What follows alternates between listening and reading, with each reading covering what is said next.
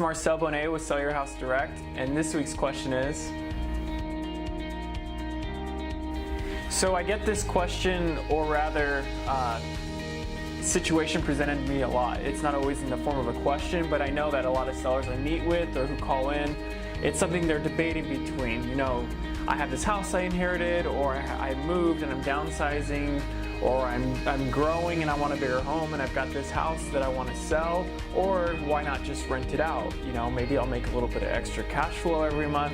And that really is a question that you need to ask yourself, but some things that you should really consider when debating between the two are, do you have the time or the patience to be a landlord?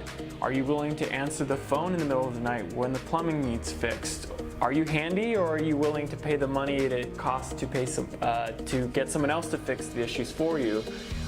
Will you have a property management company do it all, or, you know, and in that case, they've taken about 10 to 15% of your monthly revenue, or are you going to do it all yourself?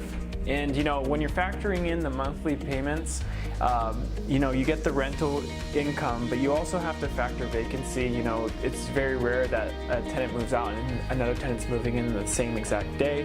So you sometimes have a little bit of vacancy, and a lot of times you have to put money into the unit every time that it flips over. So, you know, whether it be carpet, paint, or even just doing it clean, they're all things you have to factor into your costs. And of course, maintenance, you know, just as the house began to deteriorate as you lived in it, or whoever you inherited from lived in it, those issues will still continue to happen. And of course, you have to think about the kind of tenant you're going to have, and there's always the risk, no matter how great they seem when they're applying, that they won't treat the house as well as you had treated it, or whoever had treated it before did, as their home.